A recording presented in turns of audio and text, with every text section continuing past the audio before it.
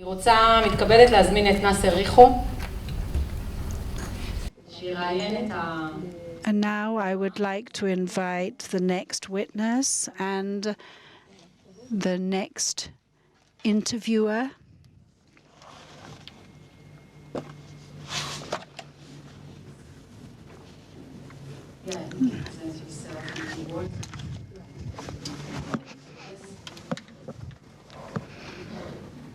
My name is Nasser Rego, and I'm a PhD student at York University in Canada.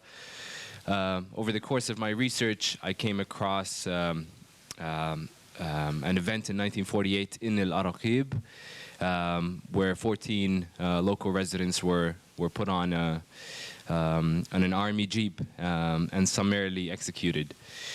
Through my research, and so I published a piece about it, and what I'd like to do is to get one of the witnesses, Nuri al-Ukbi, Abu Salah, to come up and talk a little bit about al-Ukbi, about the massacre, and what happened subsequently. Welcome, Nuri. Marhaba, Nuri.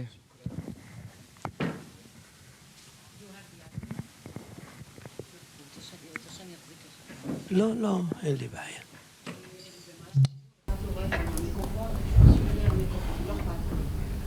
תודה. אני שמי, אני אחכי עברני. לא, العرب بيعرفوا عبراني اليهود بيعرفوا ما بنسمع. يعني معلش انا عربي لكن احكي عبراني مشان اوصل الصوره بالشكل الصحيح. انا مولود في العراقيب يوم 20/1/1942. العراقيب تبعد غرب بير السبع، غرب شمال بير السبع 10 كيلومتر تقريبا، يمكن 11 كيلومتر. عندي مواد مهمة وكثيرة وأكيدة كمان. Sorry. There are so many proven issues.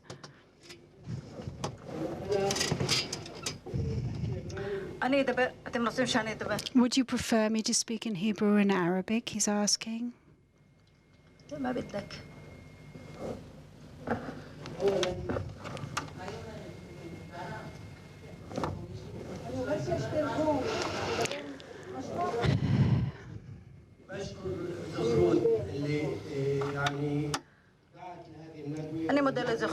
I would like to thank Zahra to having invited me. It's such an important place and it's such an important position to be in, because this is a step ahead in order to understand the truth. I, for example, I have the Beersheba's police diary, their log, where they logged everything into. And I know that when Beersheba was conquered in 1948 in October, the people were all gathered together. They were collected, about 250 people. They were collected in the temple, in the actual mosque, the big mosque in Beersheba. There was the central mosque. Someone had shown grenades actually through the window and killed them. It's something proven. I'm certain of it. But other than that, the people in Beersheba, yes, there were Egyptian soldiers. They were also wounded, and it was written in the police log, in the police diary. And anyone who wants to can actually photograph that page where it is all written down and documented. There were many Egyptian soldiers who were wounded, but that is not our topic today. And they were also killed. There were fatalities as well. But the Egyptian soldiers who were wounded, they were burned. That's what it says. Yes, they were burned.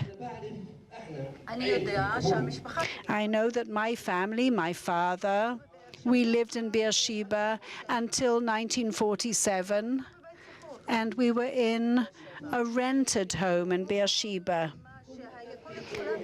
And all the contents of our house were pillaged. They were looted. And later on, we became citizens.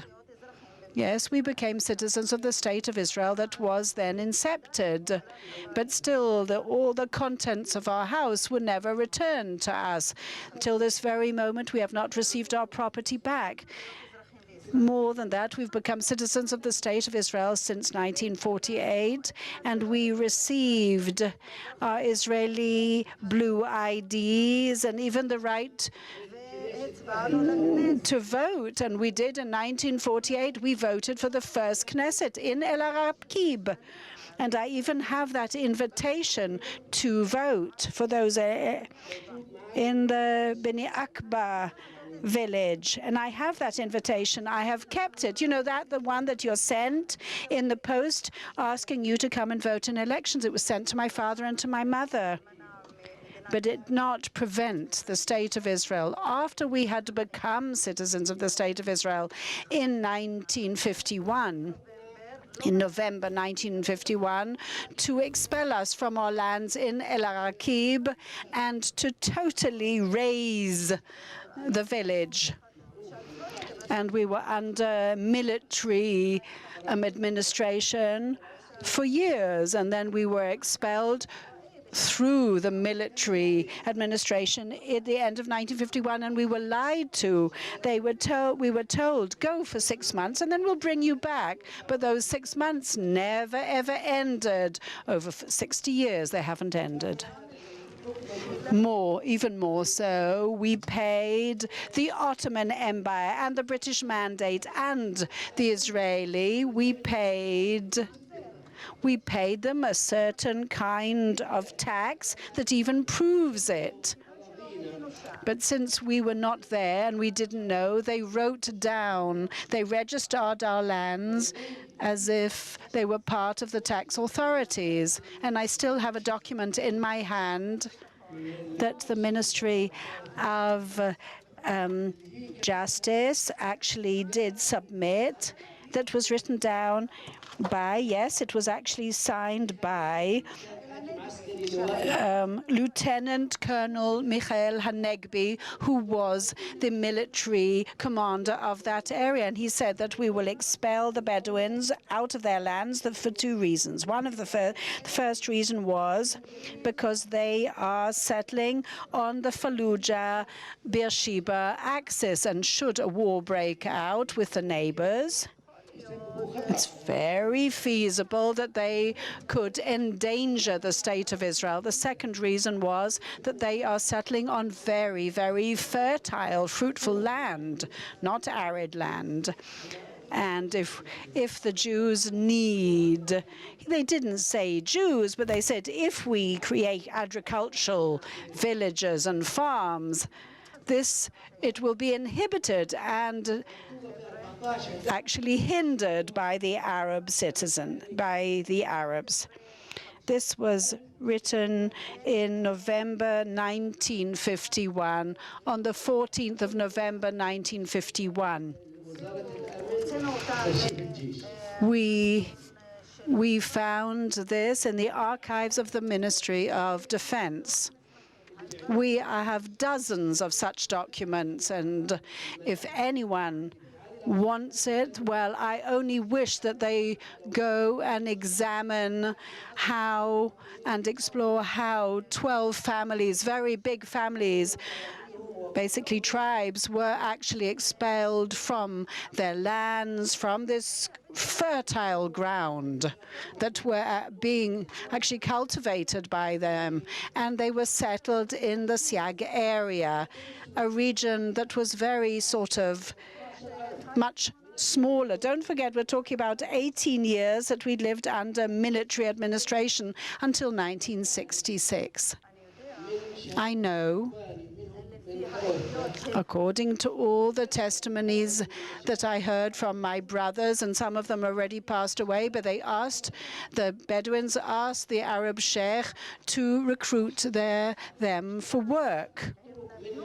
So they allowed them to work building and paving the roads from Beersheba to Eilat. But they didn't receive sufficient food, to such a degree that the people actually working on these roads lost their sight and their vision a few months later, and they were prohibited from going back to their houses until after 6 months at least of work. And people needed the work, so of course they worked. And I know it said in all their ID cards, in their Israeli ID cards, their profession was actually registered, and it says agriculturist, a farmer. And if I want to work as a farmer, and there are thousands like me who want to work as farmers in agriculture, but we haven't got a drop of water in order to grow anything. That is because of discrimination against us. Thank you very much, and I apologize, but I need to cut in. But we want to hear more about your personal stories about what happened in al-Ukbi before 1948. If you could tell me a little bit about how you lived before then and during 1948, when we're talking about a massacre in 1951 as well. Please, could you give me enough time? I need more time in order to clarify the picture. I have a friend called al-Saba who has a grocer and a diamond shop in Beersheba, and he was working with the British under the British mandate. And he said that in 1947 we arrived, but it's not documented everywhere. He carried out statistics for the British, but I couldn't find anything about 1947. That person, he was a clerk, he was a civil servant in the statistics department under the British mandate, and he counted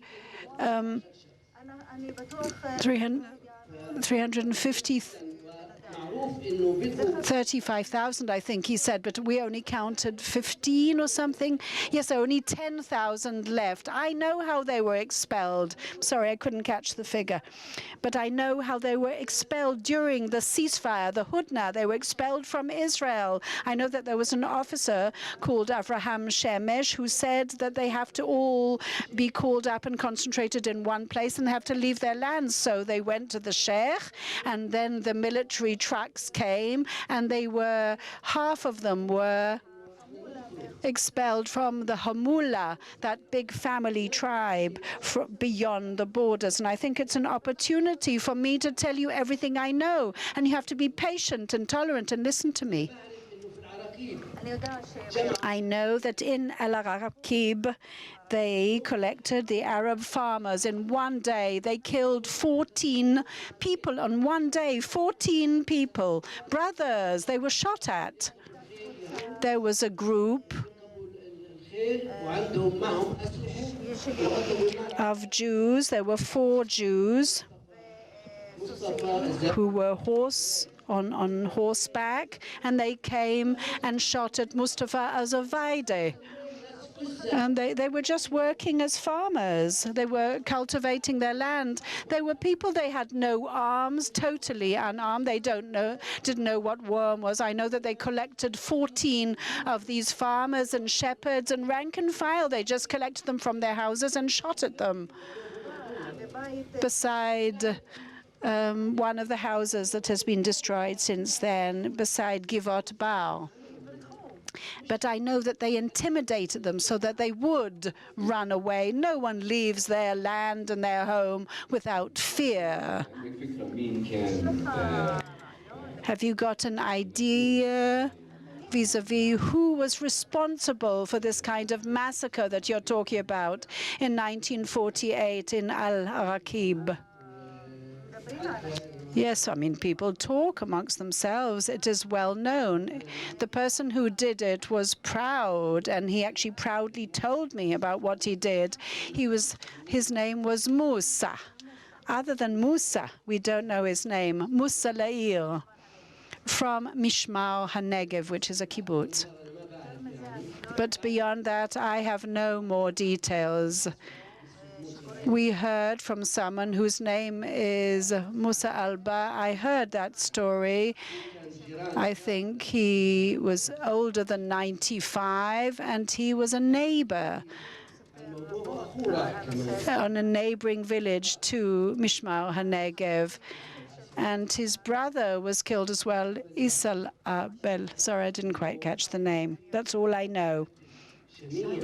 But I know that there were crimes committed, there were murders carried out, and there was intimidation, there was terror against the people who were working in agriculture, who just lived happily in their homes. They stole their horses, their camels, their cows, their sheep, all the contents of their homes, their property. I mean, even our land was stolen, and that goes on till this very day. Can you also talk about this point? There are people who say that the Nakba is ongoing. Can you perhaps tell me a little bit about what's happening nowadays in El Araqib, what's happening with the lands now? Do you think there's a connection between what happened in 48 and what is happening today? To my chagrin, to my great chagrin, the Zionist enterprise and perception has not changed. They have invented new systems, new ways. They have started occupying or annexing people's lands and confiscating with the KKL and the JNF bulldozers and the Ministry of Interior and the police and the courts, unfortunately, as well, the whole judicial system. They are all mobilized in order to steal our land and to expel the people. Yes, you have to remember that the Jews did buy land from the Bedouins. They bought over 2,000 dunams from the people from Mishmar HaNegev, bought it from, and they wrote it down in the land registry. Some of them were Israeli Arabs. And they say that the land is abandoned land. They say, do you know that the Jewish land you recognize, and yet you do not recognize the Arab land? Up to now, the policy invents new systems in order to take over and discriminate. Unfortunately, this is definitely not beneficial to either of these people. For me, it's very clear-cut.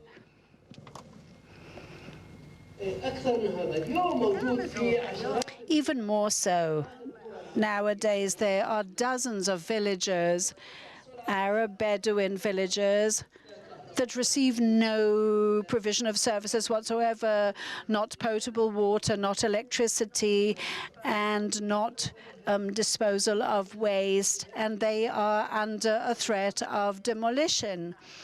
Yes, the houses are under a threat of demolition there.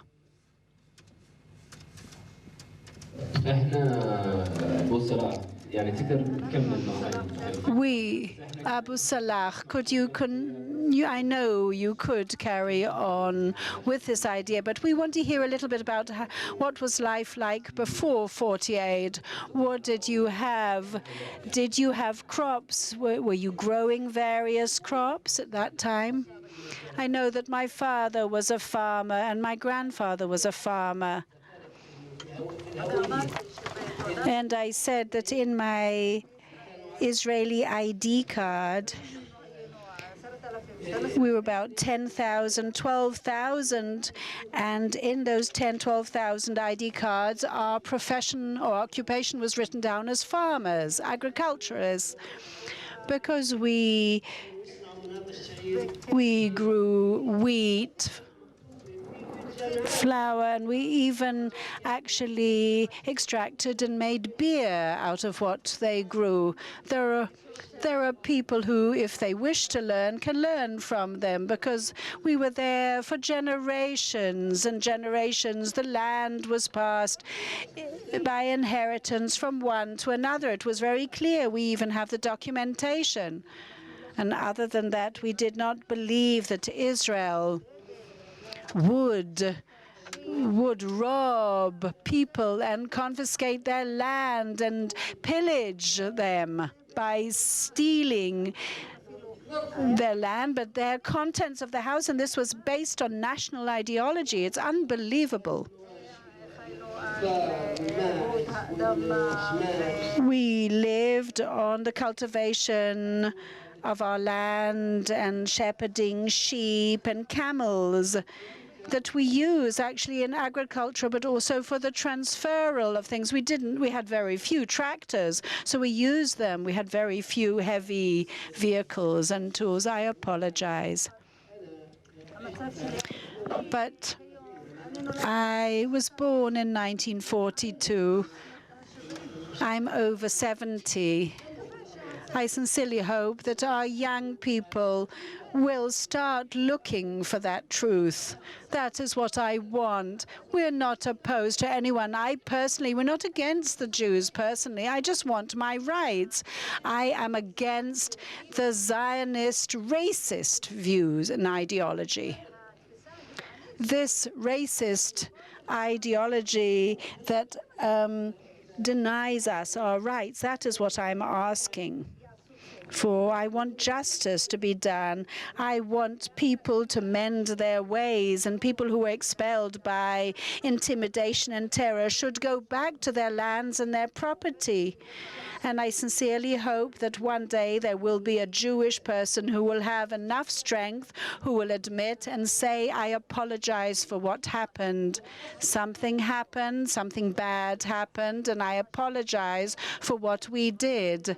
And we would like to rectify it. We would like to mend our ways. We're not against anyone. We're not against the Jews. After all, we had very good neighbors. We lived in neighborly relations, and the Jews lived amongst the Arabs.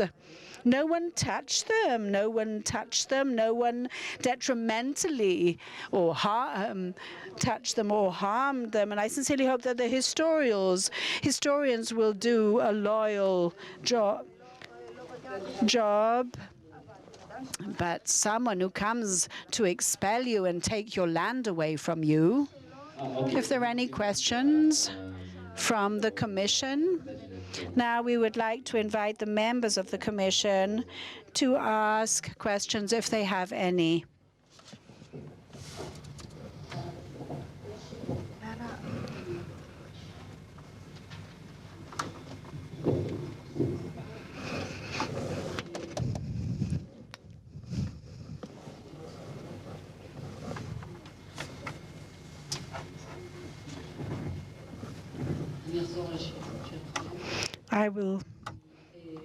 I will repeat your questions. There's an additional person who wanted, and he's been sitting here since this morning, and he wanted to spontaneously give his testimony, and he brought maps with him. But unfortunately, I'm not sure if we have time today, but we will continue convening this commission.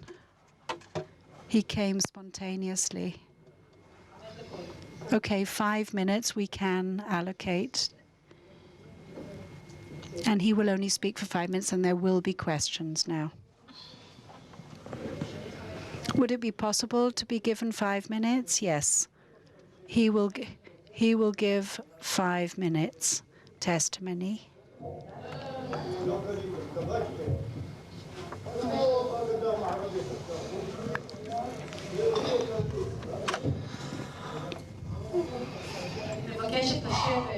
Please, could you all be seated? Could the audience please be seated? I would like to reiterate that I know how provocatively emotional all this is, but this is not a court. This is an attempt that each person should bring their truth in order to receive recognition, to enable a process. No, we're not actually bringing anyone to justice here. This is not the intention. We are just allowing them a hearing. I am 70. My name is Yousif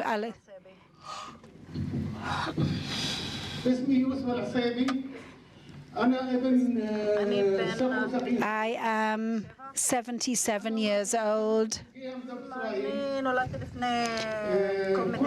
I was born before the inception of the State of Israel, and we lived in Abu Samau, which is near al-Ukbi, and I am aware of everything that happened. They say that we are wandering Bedouin. Not at all true. I have a picture here, and I want to show it to you. We had gardens before 48. We had stone houses. Here they are. You can see it. It was pre-1948. We lived like kings on our land. And as our brother Nuri said, for generations we lived here in that spot. Now they claim that we have no lands and that we're wandering Bedouin. That's not true. They expelled us, as Nuri said. We were expelled from that village. In 1951, on the 20th of October 1951, for 6 years, we were sitting in a position, I think he means that he was detained, and there was no water because they took away our land. They confiscated our lands, and they said it's Jewish land, but we lived there before you. You said that you're 3,000 years old as a people, even more. Okay, we've been here for over 2,000 years in the same place. What, are we not human beings? The State of Israel relates to the Arabs as if they're not human beings because they don't want any of us to be here. We should be here. We want to exist and survive here, and we always will be here. We will not leave this place. Thank you very much. Here it is. Thank you. That is a picture. That's a picture before 1948.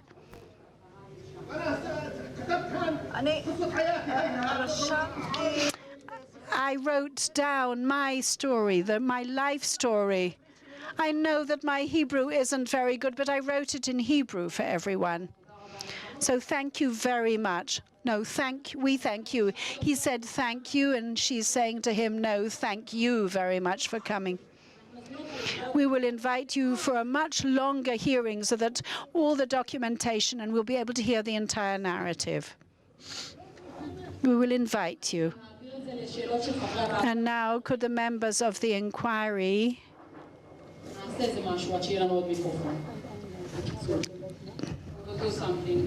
just repeat it? She just needs to repeat.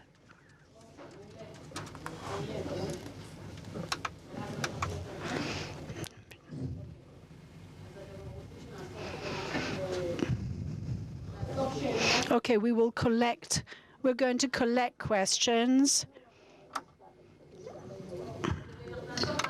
We'll collect a few questions in one go, and then we'll answer. I'd actually like to go back to 1948 because I heard you telling that you were in a rented apartment in Beersheba and that you were expelled from there and all your property was stolen, the contents of your house. What is this story? Was there a connection between al-Ukbi and Beersheba? Did you move to Beersheba in order to be more sort of urban? I mean, that's the first question.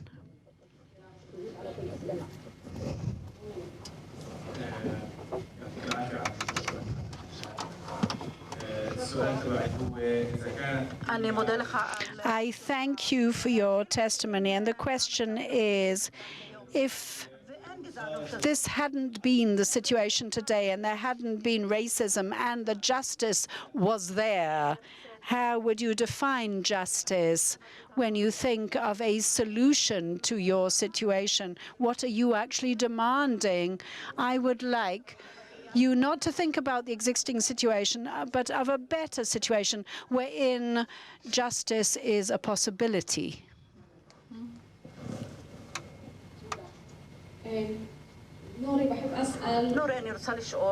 I would like to ask you, Nuri,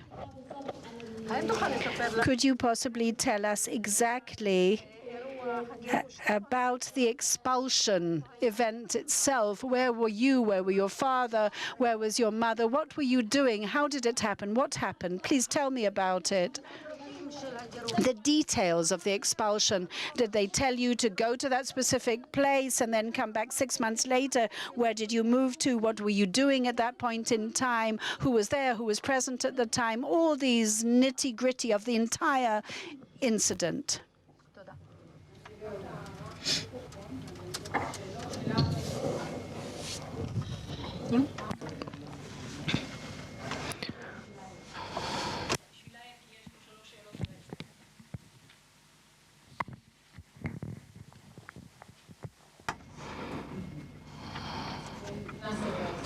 Nasser is going to help you, okay, babe? The first question.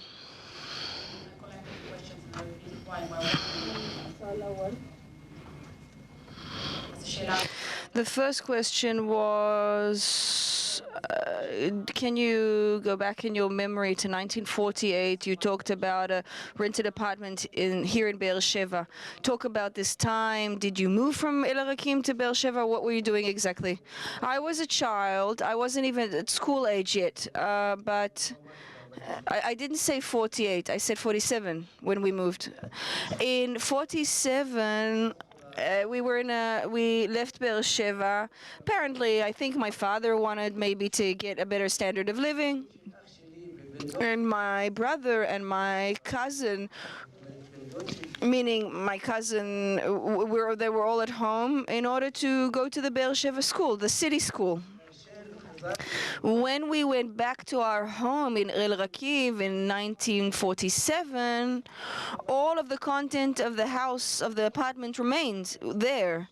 Then in 48, when the city was taken over, all of the furniture, you know, all of the and really beautiful carpets and the mattresses and everything that you had in the house at the time was lost. And we didn't get any of that back. And that I remember because my mother was so sad that all of her great carpets and the linens and the blankets were gone. And even my father, my dad had was in contact with Avraham Shemesh, a military guy who was stationed in our area, and he talked to him, and he said, and he said,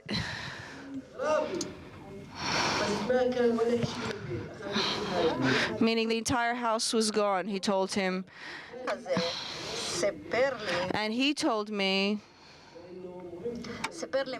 somebody told me, because this is important, everything has to do with everything else. I mean, in Lod, there were 32,000 Arab citizens in the city. And Lod, and obviously the Arab villages around the city of Lod. Yeah, the 32,000, I mean. It's important for me to say, this old guy, Ludai, told me that they put out a huge mat. Let me just go back to the second question because we only have 5 minutes, and if I could go back to the next question because they're very important, okay? The second question was great for you. Okay, that's fine, but you have to talk about your personal experience. That's what we want you to, Nuri. It's not the question of talking about things about you, your life, your experiences. So what Huda wanted to ask you was, can you tell us a little bit about the expulsion, about your mom, your dad, what you were doing, what you were told, where did you move to, who was there at the time? Could you, and then move from there to the question that Munir asked you about your vision and the... First of all, those who were there, who remained there, the 10,000, 12,000 that remained in the Negev, now we have 210,000. They stayed there, those 10, 12,000. That's just for history, for posterity. I'm giving you the fact. There was Sheikh Salman al-Zahir, Awad al-Bugahid, Abu Ammar, and Sheikh Suleiman Azarban Tarabin. 4 leaders, 4 sheikhs that had contacts with the Israelis. they remained, and thanks to them, those who remained. So less than 10% of the population remained in Israel after the terror activities that were there. Now, after the expulsion, 4 months, for more than 4 months, the military commanders would come before dawn and become shooting. They would shoot the animals and the horses, the donkeys, the dogs, in order to scare the people. They took the sheiks to the military post, to the military police post, and when they would go back in the afternoon, they would take him to Beersheba. For 4 whole months, they pressured them. Early in the morning, they would shoot. I was a kid. I was playing with the other kids, so we would run home, obviously, because we were so scared from the shooting and the cars. Then we stopped school. We stopped going to school. We left the school. I left school. I have a diploma from 1951. I finished 3rd grade. Look, that's what it was. At the end of the day, we were told, as a result from all of this pressure, that we were expelled to the Ahura area, which is next to Siaj. Yes, the military command, Avraham Shemesh, who was the commander at the time. I, for example, went back, I think the military police brought military trucks, and they amassed all the people on the trucks and took them. I'm talking about 1951. I know that there is a Palestinian people and there are Jews. I know that there is a problem between these two sides. I am a democratic person. I want democracy, 100%. But democracy doesn't mean that you take away all rights of Palestinian refugees to come back here. I'm going to ask you now, please, to tell me how you define justice and what solution do you believe, what do you think would be a better situation? Give me a vision. Look, I'm not the representative of the Arab Palestinian nation. The Palestinian people has its representatives, and they have to be agreed on. They must be elected by the Palestinian people. I'm a citizen of Israel, but I'm not a Jew. I am a citizen. I belong to a minority that remains a minority. Therefore, I want my rights as a citizen. My rights as a citizen, that they don't violate, that they don't take away, my land, my property. I want complete equality between me and the Jews.